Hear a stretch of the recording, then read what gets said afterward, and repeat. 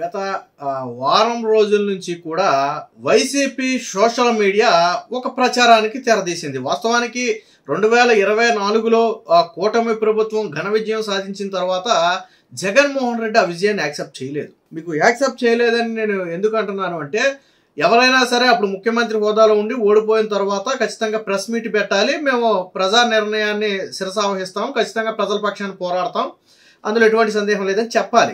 జగన్మోహన్ రెడ్డి ఆ రోజు ఓడిపోయిన తర్వాత ప్రెస్ మీట్ పెట్టి ఏం చెప్పాడంటే, మేము ఇచ్చిన 4-5 లక్షల కోట్లు ఏమైపోయిందో, మేము ఇచ్చిన అమ్మఒడి ఏమైపోయిందో, లేకపోతే మేము ఇచ్చిన రైతు భరోసా ఏమైపోయిందో, మేము చేసిన నాడు నేడు ఏమైపోయిందో అని ఆర్తనాదాలు పెట్టాడు తప్ప ఎక్కడా కూడా ప్రజల నిర్ణయాన్ని యాక్సెప్ట్ చేయలే. మేము ప్రజా నిర్ణయాన్ని మేము శిరసావహిస్తున్నాం, వాళ్ళ నిర్ణయాన్ని మేము యాక్సెప్ట్ చేస్తున్నాం, ఖచ్చితంగా మా లోటుపాట్లు తెలుసుకుని మళ్ళీ బలంగా పుంజుకుంటామని చెప్పాలి జగన్మోహన్ రెడ్డి. బట్ ప్రజా నిర్ణయాన్ని యాక్సెప్ట్ చేస్తున్నామనే మాట జగన్మోహన్ రెడ్డి చెప్పలా. మీరు కావాలంటే ఒకసారి ఆ ప్రెస్ మీట్ మళ్ళీ తీసుకుని చూడండి, తెలుస్తుంది మీకు. జగన్మోహన్ రెడ్డి యాక్సెప్ట్ చేయాల. ఏ నేత కూడా ఓడిపోయిన తర్వాత గతంలో నేను అది ఇచ్చాను, గతంలో నేను ఇది ఇచ్చాను అని చెప్పి ప్రెస్ మీట్ పెట్టి వెంటనే చెప్పడం. అప్పుడు ప్రజా నిర్ణయాన్ని ఆమోదించాలి, రాజీనామా చేయాలి, అది మ్యాండేటరీగా జరిగేది. వాస్తవానికి ఆ రాజీనామా లేక కూడా స్వయంగా జగన్మోహన్ రెడ్డి ఇద్దామని బయలుదేరి తర్వాత జగన్మోహన్ రెడ్డి మధ్యలో డ్రాప్ అయిపోయాడంట. బహుశా నామోషిగా ఫీల్ అయ్యాడో. సరే, ఆ బాధ ఉంటుంది, ఎందుకంటే 151 నుంచి 11 పడిపోతే ఆ బాధ ఉంటుంది. సరే, కట్ చేస్తే జగన్మోహన్ రెడ్డి ప్రజా నిర్ణయాన్ని యాక్సెప్ట్ చేయలే. అప్పుడు తరువాత ఏం చేశారు, చంద్రబాబు గారి ప్రమాణ స్వీకారం జరగక ముందే ఇదంతా ఈవీఎంల గెలుపు అని ప్రచారం చేయడం మొదలుపెట్టారు. అంటే అప్పుడే స్ట్రాటజీ స్టార్ట్ అయిపోయింది. ఎప్పుడైతే చంద్రబాబు నాయుడు గారు గెలిచారో కనీసం మాకు ప్రతిపక్ష హోదా కూడా రాకపోవటం ఏంటి, ఖచ్చితంగా ఇందులో ఈవీఎంలు మా ఏదో ఉంది, ఖచ్చితంగా ఈవీఎంలో ఏదో చేశారు, ఈవీఎంలు సీఎం అని చెప్పి ట్రోల్ చేయడం మొదలుపెట్టారు. స్టిల్ ఇది కంటిన్యూ అవుతుంది. కట్ చేస్తే ఇప్పుడు తాజాగా ఒక 1 వీక్ నుంచి జాతీయ స్థాయిలో రాహుల్ గాంధీ ఈవీఎంల మీద పలు అనుమానాలు వ్యక్తం చేస్తూ ఆయన ప్రెస్ మీట్లు పెట్టి మాట్లాడటం, ఈసీని ప్రశ్నించడం జరుగుతుంది. ఎవరైనా ప్రశ్నించవచ్చు, అనుమానాలు వ్యక్తం చేసి, నేను దాన్ని కాదని నేను అన్నాం. దీన్ని ఆసరాగా తీసుకుని రాహుల్ గాంధీ ఎక్కడా కూడా ఈవీఎంలో మతలబు జరిగింది నేను ప్రూఫ్ చేస్తానని చెప్పి రాహుల్ గాంధీ ఎక్కడా చెప్పాలి. అయితే ఆయన స్వయంగా సుప్రీంకోర్టుకి వెళ్ళిపోయి దాని గురించి పోరాడవచ్చు. సరే, జాతీయ రాజకీయాలు కాసేపు పక్కన పెడదాం. జగన్మోహన్ రెడ్డి ఇక్కడ social media, YCP social media ఏం చేసింది, చంద్రబాబు నాయుడు ఈవీఎంలతోనే గెలిచాడు అనడానికి ఇదే నిదర్శనం. లక్షల్లో ఓట్లు గోలుమాలయ్యాయి, ఈవీఎంలతోనే చంద్రబాబు నాయుడు గెలిచాడు అని ఒక వారం రోజుల నుంచి చంద్రబాబు నాయుడుకి దిగిపోతాడు, చంద్రబాబు నాయుడు పరిస్థితి అయిపోయింది, ఈవీఎంల బండారం బట్టబయలు కాబోతుందని చెప్పి వైసీపీ సోషల్ మీడియా విష ప్రచారం చేస్తుంది. ఎవరో ఒకళ్ళో ఇద్దరు మాట్లాడితే సరే, అలా తోచింది మాట్లాడారు అనుకోవచ్చు. But YCP entire social media ఈ అంశాన్ని తీసుకుంది. అంటే ఇది వైసీపీ పార్టీ అధిష్టానం ఇచ్చిన ఆదేశాలు, 100% వైసీపీ ఇచ్చిన ఆదేశాల ప్రకారమే వీళ్ళు ఈవీఎంలో మోసం జరిగింది, అందుకే చంద్రబాబు గెలిచాడనే ఒక స్ట్రాటజీని వీళ్ళు ప్రజల్లోకి తీసుకెళ్లే ప్రయత్నం చేస్తున్నారు. సరే, దాని గురించి దీన్ని మాట్లాడటానికంటే ముందు అయితే పాపం ముతక మేధావులు కొంతమంది నోరు తెలవట్లేదు. చంద్రబాబు గారు అధికారంలో ఉన్నప్పుడు చీమ చిటుకుమంటే 2014-19 మధ్య నోరు మెదిపి మాట్లాడిన మేధావులు పాపం ఇప్పుడు నోళ్లు పడిపోయినట్టున్నాయి. కాకపోతే నేను చెప్తాను, ఈ ఎన్నికల కంటే ముందు బ్యాలెట్ పేపర్ మీద ఎమ్మెల్సీ ఎన్నికలు జరిగాయి. 3 ఎమ్మెల్సీ ఎన్నికలు, దాదాపుగా 100 నియోజకవర్గాలను కవర్ చేసినటువంటి ఎమ్మెల్సీ ఎన్నికలు. 100-110 నియోజకవర్గాలు సుమారు కవర్ అయ్యాయి. 3 ఎమ్మెల్సీ ఎన్నికల్లో ఎవరు గెలిచారు, బ్యాలెట్ పేపర్ మీద జరిగింది. రెండోది, వీటికంటే కూడా కష్టమైంది. ఎమ్మెల్సీ ఎన్నికల ఓట్లు మీరు డిగ్రీ క్యాండిడేట్లు ఓట్లు వేసిన వాళ్ళకి అర్థం అవుద్ది. అది ఎంత బాగా షీట్ ఉంటుంది, పెద్ద షీట్ ఉంటుంది. మనకు కావాల్సిన వాళ్ళకి ఓటేయాలంటే ఎత్తుక్కోవాలి, ఆ నెంబర్ ఎక్కడ ఉందో ఎత్తుకుని వేయాలి. అది ఇంకా క్లిష్టమైంది. అది ఇంకా ఈవీఎం అంటే ఏదో బొమ్మ చూసి బటన్ నొక్కేస్తాం. బట్ ఈ ఎమ్మెల్సీ ఎన్నికలు అనేది చాలా క్లిష్టమైంది. అయినప్పటికీ కూడా అత్యధిక మెజారిటీతో అప్పుడు టీడీపీ కావచ్చు, లేదా అప్పుడు కూడా కూటమి అనుకోండి, అభ్యర్థులు గెలిచారు. టీడీపీ అభ్యర్థులే గెలిచారు కదా. ఎమ్మెల్సీ ఎన్నికలు ఎప్పుడు జరిగాయి, ఈ ఎన్నికల కంటే కొద్ది ముందు జరిగాయి.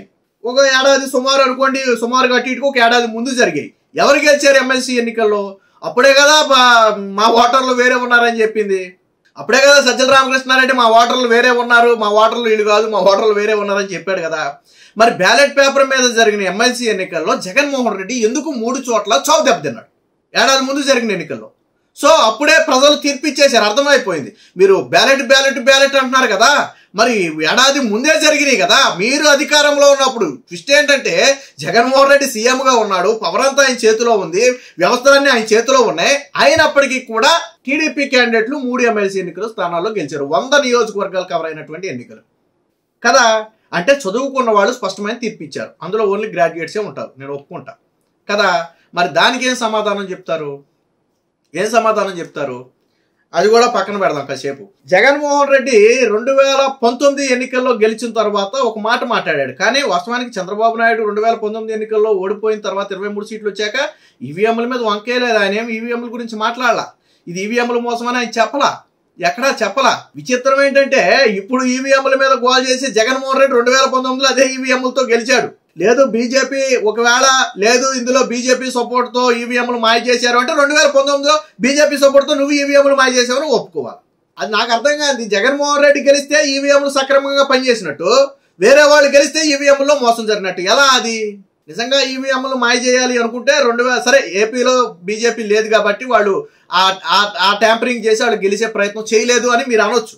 తెలంగాణలో బీజేపీ ఉంది కదా, దేశం మొత్తంలో ఇతర రాష్ట్రాల్లో బీజేపీ ఉంది కదా. మరి ఆ రాష్ట్రాల్లో తమిళనాడు, కర్ణాటక లాంటి రాష్ట్రాల్లో కూడా గతంలో బీజేపీ గెలవలేదే. ఎందుకు గెలవలేదు? ఈవెన్ తెలంగాణలో కూడా గెలవలేదు కదా. మొన్న ఎన్నికల్లో తెలంగాణలో బీజేపీ బలంగానే ఉంది కదా, బీఆర్ఎస్తో సమానంగా. గెలవలేదే. అది కూడా పక్కన పెట్టి జగన్మోహన్ రెడ్డి 2019 ఎన్నికల తర్వాత ఒక మాట మాట్లాడాడు. ఒక్కసారి జస్ట్ ఏనండి ఒకసారి. 80% జనాభా వెళ్ళి పోలింగ్ బూత్ లో బటన్ నొక్కినారు.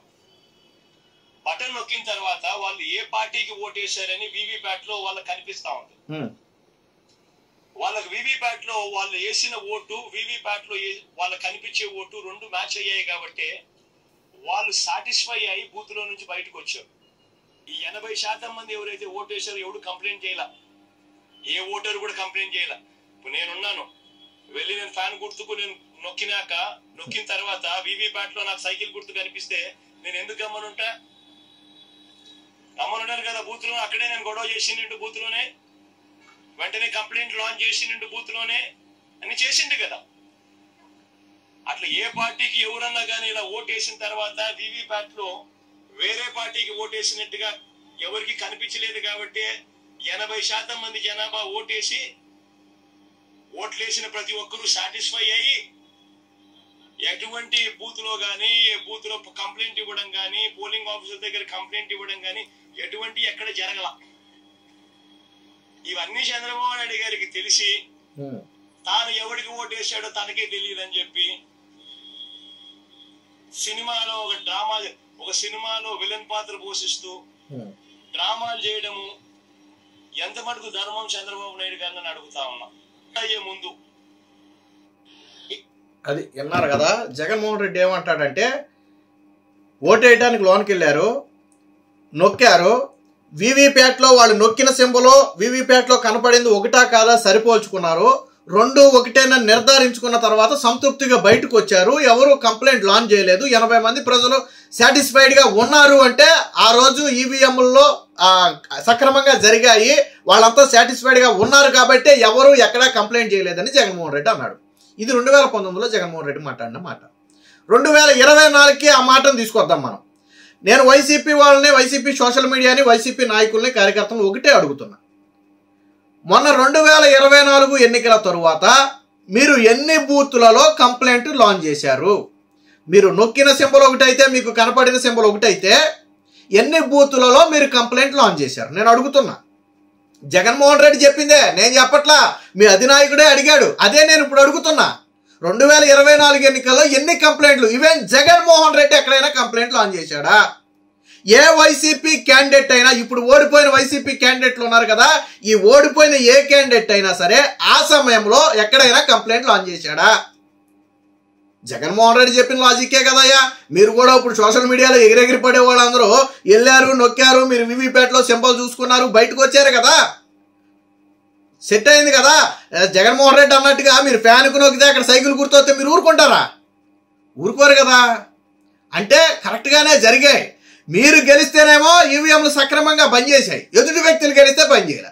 జగన్మోహన్ రెడ్డి సిగ్గు శరం లేకుండా 2019లో మాట్లాడిన మాటలు. విషయం ఏంటంటే చంద్రబాబు గారు ఈవీఎంల గురించి మాట్లాడాలి. చంద్రబాబు గారు ఈవీఎంల మీద నెపం వేయలా, కానీ జగన్మోహన్ రెడ్డి ఆ రోజు మాట్లాడాడు. మరి ఈరోజు జగన్మోహన్ రెడ్డి మాటలు ఎందుకు వర్తించో నాకు అర్థం కాల. లేదు ఈవీఎంలో మోసమే జరిగింది అంటే 2019లో మీరు కూడా మోసం చేసి గెలిచామని ఒప్పుకోవాలి జగన్మోహన్ రెడ్డి.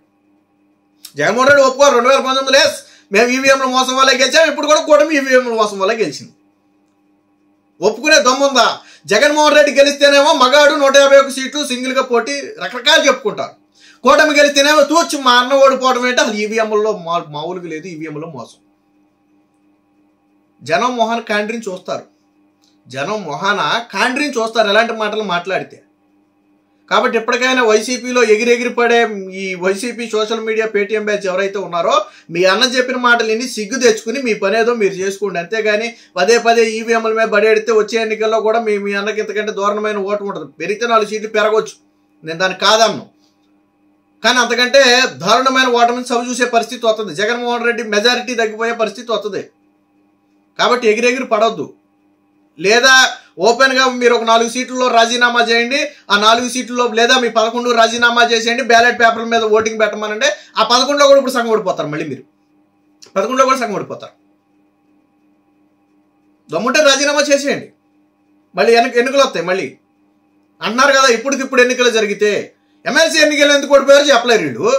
ఏడాది ముందు దారుణమైన ఓటమి చవి చూశారు. బ్యాలెట్ పేపర్ మీరు చెప్పిన బ్యాలెట్ పేపర్ ఇప్పుడు ఈవీఎంల మీద పడి ఎడుతున్నారు. ఎప్పటికైనా జగన్మోహన్ రెడ్డి చెప్పినట్టుగా బుద్ధి తెచ్చుకుని ఈవీఎంల మీద పడి ఆడటం మానేయండి. Please subscribe to Leo news for more videos.